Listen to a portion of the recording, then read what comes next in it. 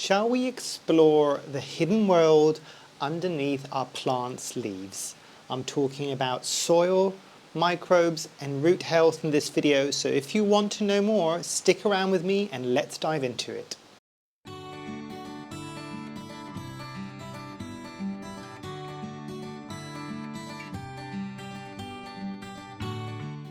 Hi, my name is Memo, this is my channel, Houseplantygoodness, and essentially it's a place where I like to geek out about my big passion. You might be able to see some of it behind me, it's tropical houseplants. So yeah, I thought let's do a deep dive today on the world that we can't generally see. That's for the people that don't have clear plastic pots, and if you don't, consider it. But yes, let's talk soil specifically today, rather than other substrate. I will touch on some other like semi-hydro type substrates, but let's look into the soil media in a bit more detail. And I kind of say soil, but you'll understand what I mean in just a second. So first, let's discuss about why it's so important for the soil to be at a certain level or to be a certain way in order for an ecosystem to thrive. Especially when it comes to our tropical plants, but it's not necessarily just tropical plants, this applies to most plants.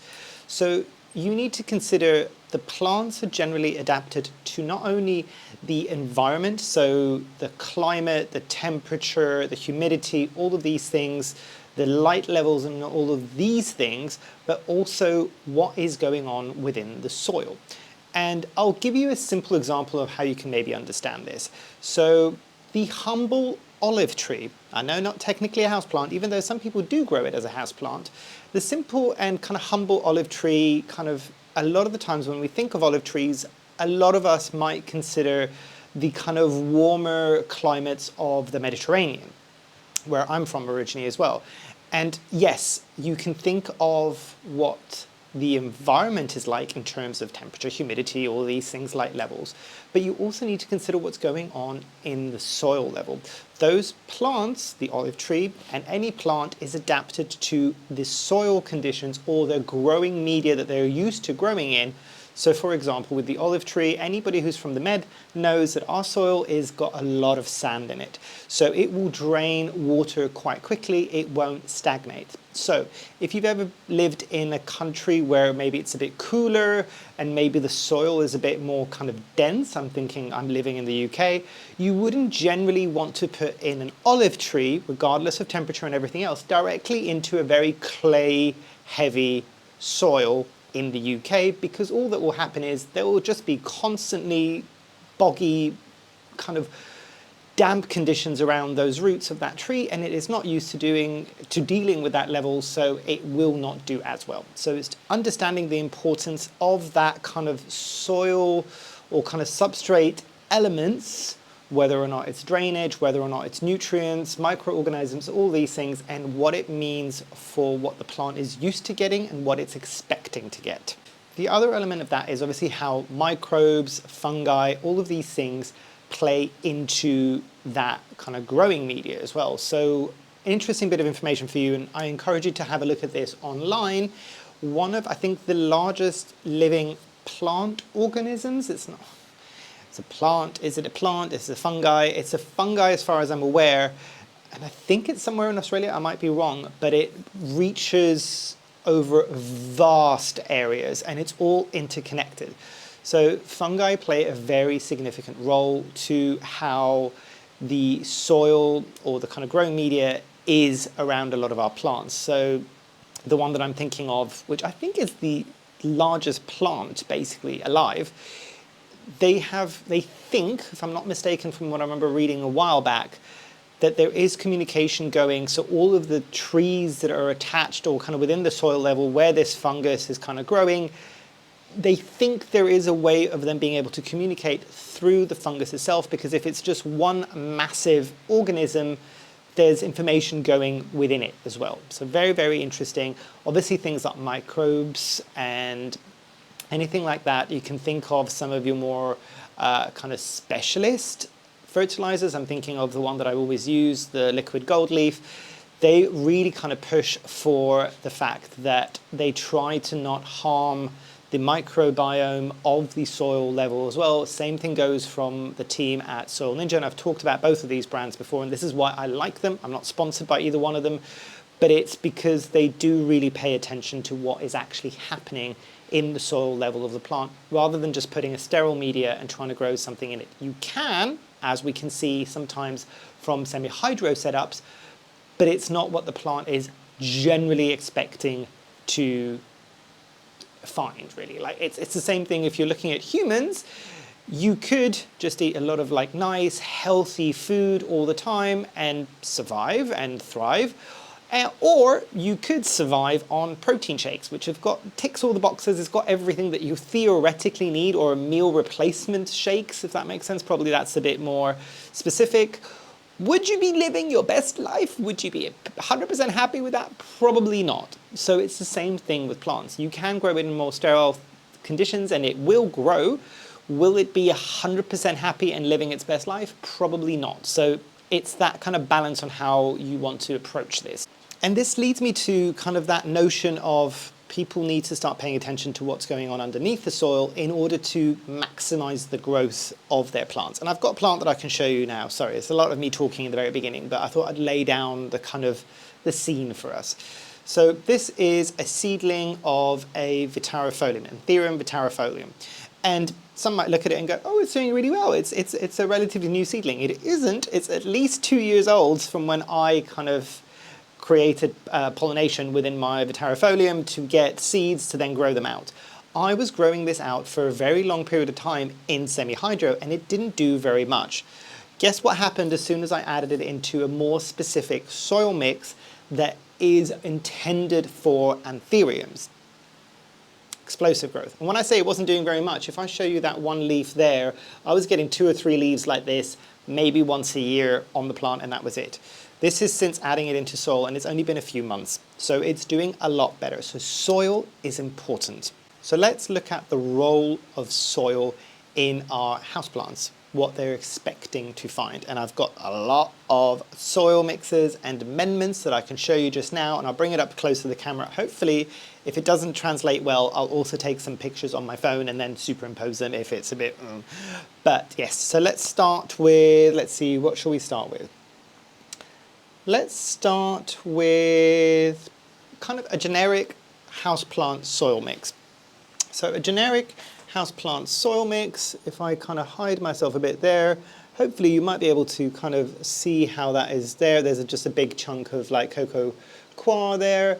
It doesn't need to be cocoa coir. A lot of us use it for many reasons, but you could just use regular soil, probably not compost, but it's something that's highly available to a lot of people at the moment. And you can see the white little specks that are happening in there. For the people that have been growing for a long while, they know what that is. But that essentially is something called perlite.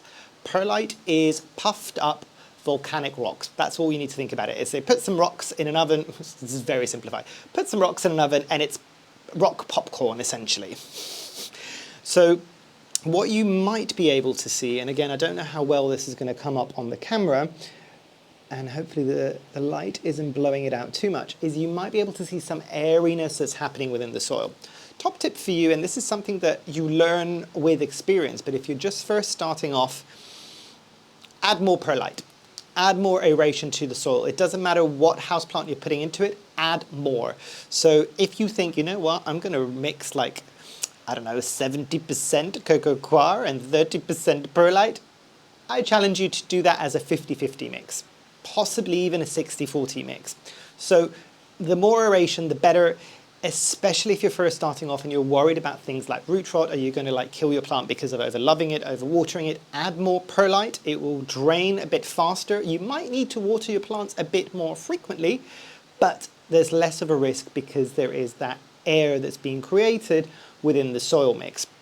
Now let's look at kind of the polar opposite of that, which is a very, very airy soil mix. And I have spoken about this ad nauseum on my channel. You might be able to see that if I kind of like show you. You can see how light and how fluffy it is by just how much it's rolling around.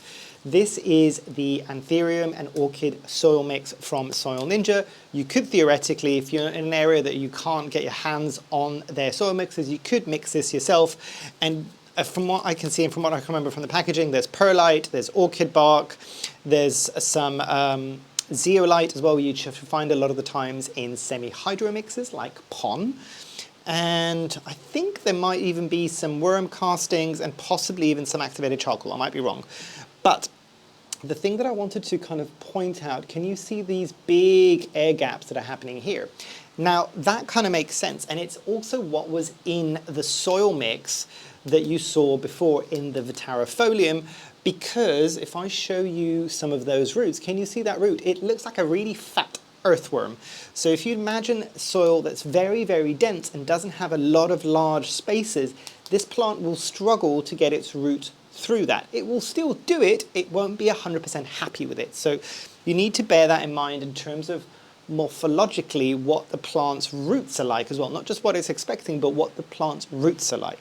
Now, if I show you something that's a bit more dense but still airy, and you won't be able to see that much aeration that's happening if I show you the side there, and I will show you the top there.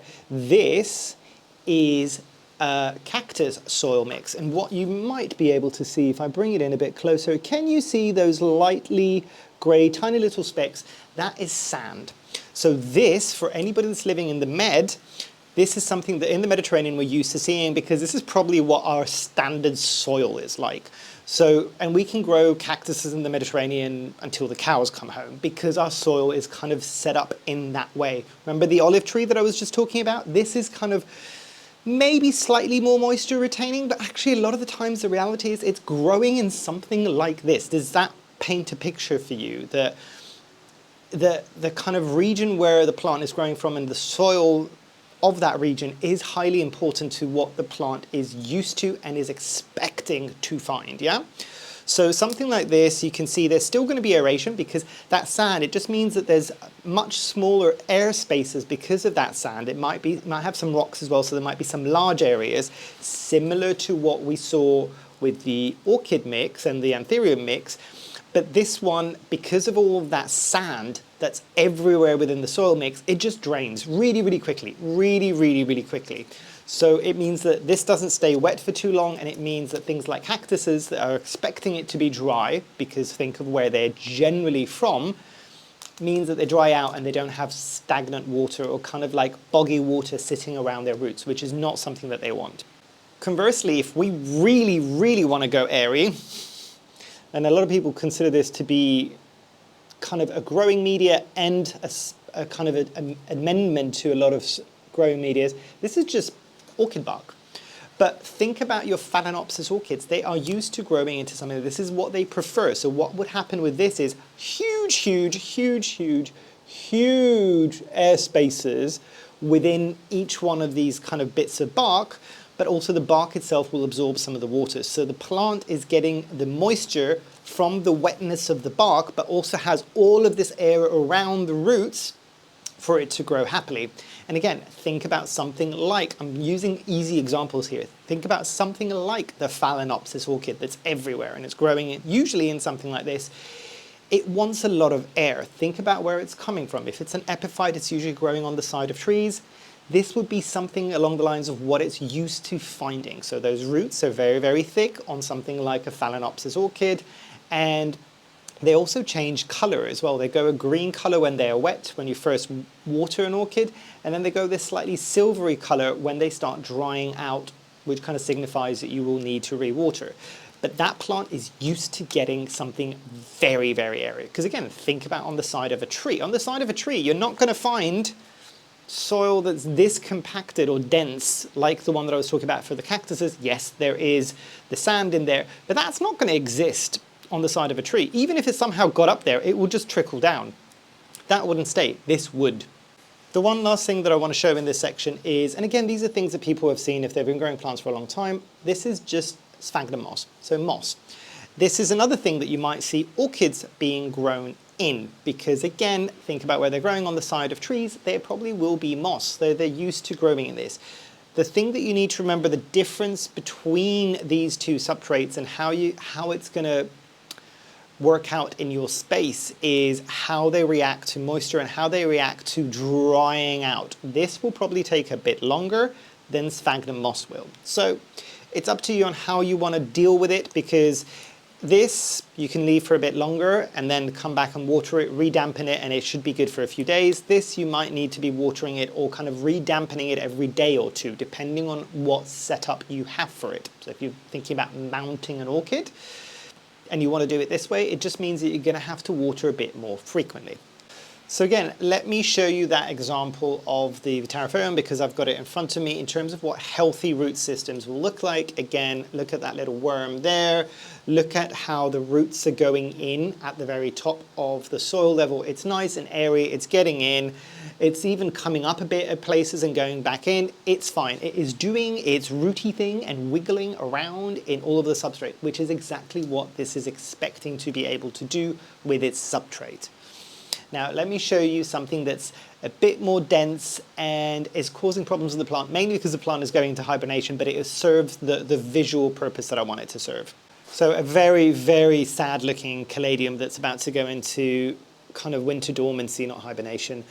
You might be able to see this is a lot more densely packed, and ironically enough this had, and you might be able to still see some kind of healthy roots that are happening there, because it is holding on to dear life. Some of this bit is fine, but this is much more compacted at the moment, predominantly because it's had so much root death because it's going into a dormancy. None of this is rotted, so you don't have to worry about it too much, but it is one of those things that you need to kind of pay attention, because if a plant is expecting to find airiness, because it's where it's used to growing, and it's finding really dense substrate, that's going to agitate the situation even more of it really not being happy. Again, as I said, this is just going into a kind of dormancy period, but if it was potentially a plant that was dying, that might give you an indication as to why. And I'll even give you a more extreme example. Think about something like a Monstera. You know, Monstera deliciosa with the big splits on the leaves. It is used to growing, starting off in the jungle floor and then attaching to trees, which again, remember, it's what we were talking about before with the Anthurium soil mix or something like that they would be finding, or even just bark or sphagnum moss. But even at the soil level of most jungles, think about all the leaves that are falling down, some bark that's falling down, maybe some stones that are there. It's very, very airy and fluffy. So that's what it's used to finding. Now imagine you take that Monstera and you put it on the side of a bog, alongside something like a carnivorous plant that is used to sitting in very, very damp soil all the time. Guess what's going to happen to that Monstera? Yeah? It's going to die relatively quickly, because there's not enough air which is expecting to be there on its roots. Conversely, if you were to take something that is meant to be a bog plant, so a Sarracenia for instance, the kind of, I think they're called pitcher plants as well, the carnivorous ones that are used to growing around bogs, and you put that on the side of a tree and grow it like an epiphyte in a jungle, what's likely to happen? It's going to dry out way too quickly. The roots that are probably very fine and they're used to having moisture around them all the time probably won't, and it will perish super fast. So just adjust what you're expecting to find as well. So it's the same thing. How can I give you another example of this? So you could put a herbivore, so think of farm animals, and you could give it an omnivore's diet, yeah? That you can give it some kind of meat situation and some vegetables.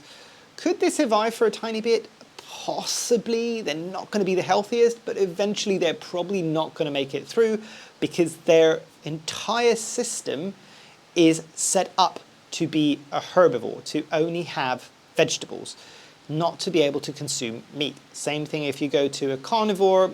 I think I'm making this very simplistic. It might not be exactly like this, but if a carnivore is only eating vegetables, they're probably not going to be getting everything that they need. This might be the most controversial thing I'm going to say on my channel, but even humans, if you think about less so the vegetarians, more so the vegans, humans biologically are meant to be omnivores. We're meant to be eating everything, basically, so meats, vegetables, all of these things. And there is a reason why a lot of the vegans need to supplement with extra, I think it's extra amino acids that cannot be found naturally in most plant material, in order to make sure that they are as healthy as possible. That gives you a quick indication that very strict kind of eating regime, not saying anything wrong, by the way, with veganism, but that kind of more restrictive eating regime for humans that are meant to be omnivores is less than ideal. It might be okay ethically for the people that are doing it, or for whatever reason they might be doing it, but they aren't getting everything by the fact that they need to supplement. So this is what I'm saying. It's some plants might be able to survive in less than ideal conditions. Would they be able to thrive? Probably not. So if you want to get big, bushy plants, try to not fight nature, or try not to fight what they're expecting to find. How about microbes and fungi, I hear you say, the kind of invisible helpers for a lot of the plant world when it comes to the kind of soil and the growing media that they're used to growing? You're very correct. There's a lot that happens with these helpers. Now, let me show you an example of a relatively healthy Alocasia. So I think this, if I'm not mistaken, this is the Alocasia scalprum, if I'm not mistaken. And this is really happy. And it's growing in a soil mix that it's liking. It's kind of mimicking what it might be finding closer to its natural habitat. I'm pretty sure this is a species and not a hybrid. But on top of that, this has got things like, I've added in things like mycorrhizal fungi. So fungi in there. There is also, because of the fertilizer that I'm using, the liquid gold leaf, it's also got microbes that are within that, same thing going with the actual soil itself, because I'm using a Soil Ninja soil mix. So all of these things combined means that I'm giving it that extra edge. So again, I'll bring it back to human nutrition to hopefully make it make a bit more sense. So you could just eat a healthy diet and that would be absolutely fine. But say, for instance, you are trying to be an athlete, trying to do a triathlon or a marathon and things like that. So you want to be at the peak of your physical condition as you possibly could be. Could you do that on just a regular diet? 100% you could do that on a regular diet. Do a lot of the athletes also add to that with things like protein shakes, creatine shakes, supplements, other supplements? And I'm not here to discuss like the validity of supplementation generally, but that's a whole different topic for a whole different subsect of people that want to talk about it on YouTube. I am not an expert, so I'm not talking about that. But that would theoretically give you the advantage. It gives them the edge if they want to be that kind of athlete at that level. Similar to plants. You could just put it in a really good soil mix and it will still do quite well. If you make sure that the microbes and the fungi that it's used to finding, or even not used to finding, but could give it an advantage, are within that soil level, it's more likely that this plant is going to do a lot better. It's going to be that athlete that we were talking about. So really interesting and really important to kind of keep in mind about utilizing things like microbes and fungi when you're growing, especially in a household condition, because let's be real, these plants are not meant to grow in a house. They can grow in a house, but we want to give them the best scenario possible in order for them to grow and possibly even thrive. So that's the thing that you need to remember, because by default, by this plant being in somebody's house, even being in my conservatory, which might have slightly more ideal conditions than the average household, it's still not as ideal as if I found this growing in its natural habitat somewhere in the jungle. So I want to be able to give this the best possible chance of success. Now, let's talk about some deficiencies of things that might not be in the soil level. So behind me, I have got the Coramelense that has got some issues within its foliage. I know what's caused the issues. You might even be able to see the older leaf back here. That one's got even more issues showing on the leaf. And for the people that are going to question why some of my plants are looking a bit less than peaky at the moment, is because I've only just got back from my time away in Greece for 2 weeks. The individual that I had to water the plants did a great job. I maybe underestimated how frequently they were going to need watering within the winter. So some of the things were a bit more on the too dry of a side that I would have liked, even though it's winter and I thought I could push it a bit. I knew what I was going into this because I knew that I might lose a few leaves, and some of my plants require a bit of more management. So it did the management for me. Some of the lowest leaves yellowed off and dried off because they weren't as wet as they could do. The Coramelense was one of the things that requires to stay a bit more moist all of the time. This one could have been watered a bit more frequently. Again, my issue, because I didn't kind of let the individual know that maybe it's a bit more frequently, but as I said, it was more of a conscious decision. I kind of knew what I was doing, that I might come back to something like this, but it's fine. It also means I've lost some leaves without me having to be traumatically chopping back leaves. But this is also a plant, the reason why I went all this long kind of description, this is a plant that I'm growing in semi-hydro. And let me show you some examples of semi-hydro growing. So one would be pon, or kind of a semi-hydro mix, which would have different types of rocks within it. You could also be growing straight into perlite, and I'm trying to like not drop this everywhere underneath the camera. Remember we talked about perlite. You could even be growing it in something like leca. Theoretically, you could also be growing it, not in the most traditional sense in semi-hydro, but you could also be growing it in orchid bark. So it's just a lot of very, very kind of lightness that is happening on there. Orchid bark isn't inert. The other bits that I was talking about is inert. They're not something that would have any of its own kind of nutrition or any trace elements within it generally. There's maybe it's very, very small amounts, but by and large, they are inert. So because that is growing in semi-hydro, generally quite happily, but because also when I'm away, I don't want to also add more things for the individuals that are taking care of my plants to remember to fertilize. This plant also potentially had a bit of a nutrient deficiency because, again, remember, inert material, so it didn't have any of the microbiomes because, again, fertilizers would have some of those in there. This one wouldn't have fungi anyway, but the microbes, they weren't there. It was just plain water. Also to the same level, if this plant was growing in a soil mix, even if it was something like an anthurium soil mix, and it had some of those extra bits in there. So the activated charcoal, or the kind of horticultural charcoal, the worm castings, which would have some nutrition in it as well. It's not the same level as giving it fertilizer, but there is something within that as well. And potentially something like mycorrhizal fungi, which we've talked about this before. Mycorrhizal fungi will attach to the roots and almost look like extending the roots. So when there is a shortage of water, they'll kind of be able to push some water into the roots because there's some on the actual fungi. The little rootlets that the fungi has is not technically a rootlet, but hopefully I've got a video that I'm putting somewhere in here so you can kind of see at least what roots like. I might even see if I can find some fungi so you can see what that looks like. And it helps it absorb moisture a bit better.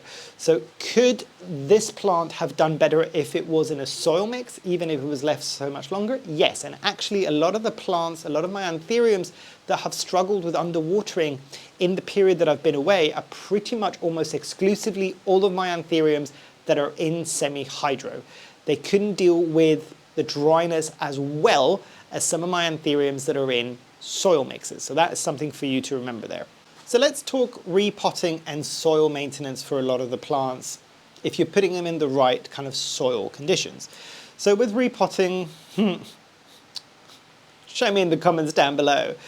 Does anybody repot on a schedule, or do you just do it whenever you've got some time, you remembered it, or you're bored? Just let me know down below. I'm just really curious to see how many of us align with how we do things. But in theory, what you should be doing when it comes to repotting is actually checking the roots. Let the plant guide you rather than, I'm bored, I've got time, let's do this, or it's been 2 years or a year since this plant has been in this pot. I desperately need to repot because everything online tells me that every year or two I need to be repotting. Forget all of that. Take your plant with the roots and everything out of the pot. I don't have anything that I particularly want to disturb the roots of right now, so I cannot show you, unfortunately. But you'll see that the roots should be able to be mixed well within that growing media and should hold its shape. If it's a bit dry, lift it up, have a look at the roots. Are they circling the pot a lot? This is why clear pots, again, as I said at the very beginning of the video, is a good reason to have them. One of the many reasons. You can kind of see if the roots are circling the pot. At that point, it means that that plant is just like, I've run out of space, I ain't got nowhere to go, what do I do? Two things to remember there about repotting. Some things, and again, this is, I don't know if this has ever been scientifically proven, but it kind of makes sense in my head, and I have seen this time and time again, specifically with something like a Hoya. My Hoyas I usually have in very, very constrictive pots. Same thing with my orchids.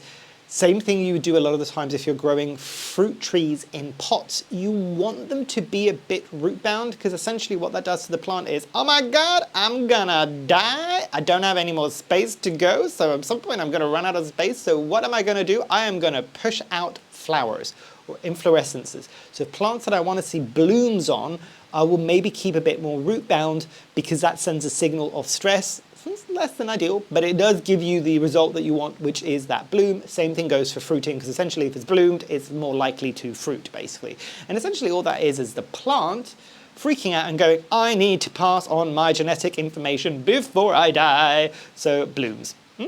So there is that to consider, but you might also want to make other considerations. Is if the plant is too big and you want to keep it at that level and don't want to get it any bigger, maybe leaving it root bound a bit is fine. Or, I don't know, this is worrying for a lot of people, and some of us have all talked about this, prune some of your roots. Take it out, chop away like 10, 20% of the roots and put it back in. In an ideal world, you should be removing the same amount of foliage as you are roots. So if you're removing 20% of the roots, you should remove 20% of the foliage to not stress out the plant too much. If you don't do it, the plant will do it for you. Because it's just like, I had all of these roots to support. I had like, I don't know, let's give an example. I had 10 roots to support 10 leaves. I now have 8 roots. I cannot support 10 leaves. I'm gonna just keep the 8 and get rid of the 2 by yellowing them off and dropping them off. Does that make sense? Very, very basic way of thinking of it. But so yes, consider whether or not the plant needs a repot. Is it stressed out? Do you want to give it more of a chance to grow bigger? Has it run out of pot? Because actually I run a little enough a lot of times, and I've said this about this mama jamma of a plant behind me. The pot that it's in is tiny, tiny, tiny, tiny for the size of the plant. Has it harmed it? No. Does it give me a bit of a security blanket in terms of overwatering? Is almost nigh to impossible because the roots are so densely packed within that pot? Yes. Is there a slight risk that if I don't water it frequently enough, it could really stress it out? Also potentially yes. So it's a decision that you need to make as to what you need to be doing with your plant. But again, think about where the plants are growing. So if it's an epiphyte, again, I am showing you the Anthurium soil mix from Soil Ninja, but a very, very light soil mixture, which might be the nooks and crannies of the trees. Those plants can handle smaller spaces because, again, I'm going to try and visualize this so you can see it. So think about, you have a massive, massive, massive Monstera, and it's a huge pot, and you're just like, why is it struggling? I'm giving the example of the Monstera because this is hopefully the one thing that most people would have had some experience with. Why is it struggling? Because think about it, if that Monstera is growing, granted some of it might be in the ground, but some of it is going to be up a tree as well. If that Monstera is in kind of the nooks and crannies of a tree, there's only so much space that can be in there. So that's adapted to have limited space or be able to maximize that space without stressing it out too much. Conversely, if you have a very small pot in a plant that is used to being on the ground and spreading its roots far and wide, that will likely stress out that plant because it's just like, I ain't got no space to go, I'm going to stay like this. Whilst if you give it a much bigger pot, then potentially you could do that. But always, always, always, and I will echo what everybody else says, if you're going to be repotting into a bigger pot, only go up by one size. Yeah? Don't go, I want to give it more space and I've maybe forgotten it for too long and it's really root bound, so I'm going to be a good plant parent and give it 2 or 3 sizes bigger. No, you're not being a good plant parent. You're actually killing your plant with kindness because that soil media won't dry fast enough, which could then lead to root rot, even if you're using the right soil media. Because again, if you've given it too much extra soil that's keeping there, this is not out in nature where water can run off a bit easier. It's staying within that pot, especially if it's something like a plastic pot. So only a size up, really. Maybe 2 if you're really pushing it, but no more than that. Then you come to the option of refreshing the roots. So sometimes you might get, and again, I will show you, this poor plant is getting used and abused. You can see some of the exposed roots there. If after watering for years, this soil level starts dropping naturally because soil drops out, when it's watering and all these things, you could do something called top dressing, which is just adding some more soil at the top just to keep it nice and snug and to potentially then introduce, especially if that soil mix has got things like worm castings, introduce some micronutrients back into it. Then that leads me quite nicely into things like fertilizers. You need to remember, fertilize your plants, because unlike nature, where even if this is growing on the side of a tree, it might have some debris like leaves and all these things which are slowly rotting within those nooks and crannies and providing it with some nutrients. This plant is entirely reliant on me, and your plant is entirely reliant on you. So looks great, looks great, looks great. A year or two later and you have never fertilized it, and just like, why is it looking so peaky? Because you have never fed it. Yes, it will get some of its energy from the light and the water, but it needs some of the nutrients. And again, making sure that at least if you're not getting something that's a more complete plant feed, like something, and I keep harping on about this, like liquid gold leaf, it's only because I don't know that many other good fertilizer examples that I can give you.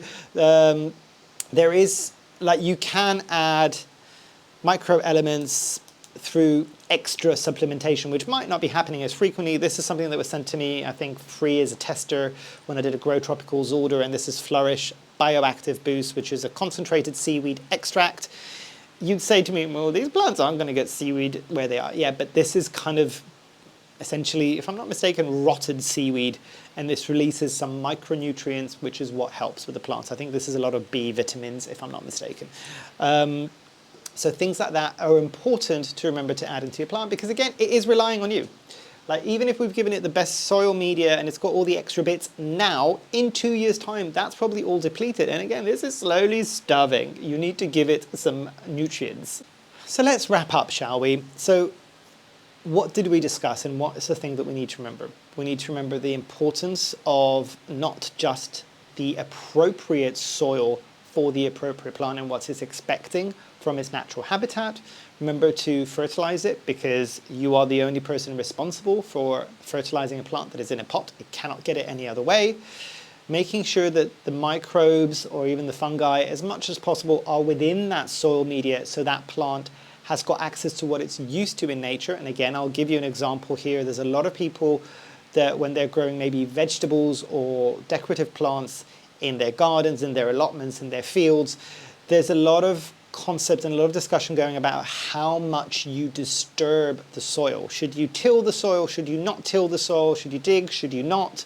Because essentially by digging and tilling, the theory is that you are disturbing all of those microbes, all of that fungi that has taken months, if not years, to establish itself and could give your plants the best chance of success, and you are kind of destroying it and muddling it all up, and you might get less than optimum growth. I know there's some discussion now going on about whether or not that is entirely accurate or if it makes enough of a difference, but that is for you to go and research on your own and make your own kind of assumptions. I'm just kind of talking about what the discussions have been going on for a while.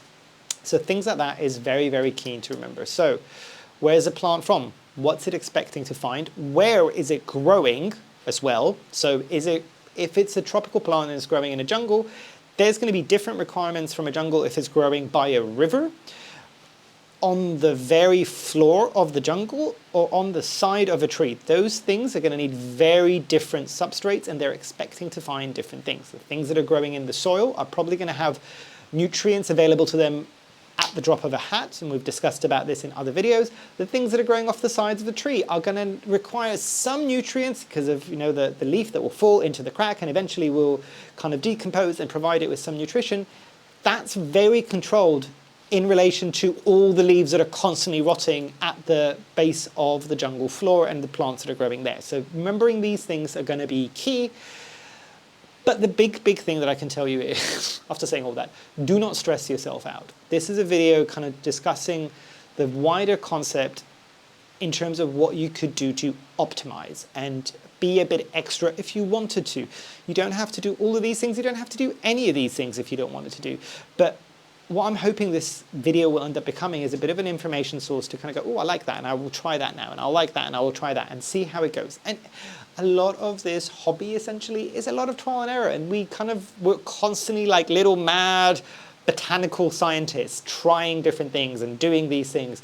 And something that's not discussed a lot of the time, and I might get some flack for this, but there's a lot of botanists out there who, do not get me wrong, I'm not taking away anything about their expertise and the years of study and research that they've done, but they still look to the hobby side of things on the odd occasion because we might have done the testing for them. It might not be exact, but let me give you an example.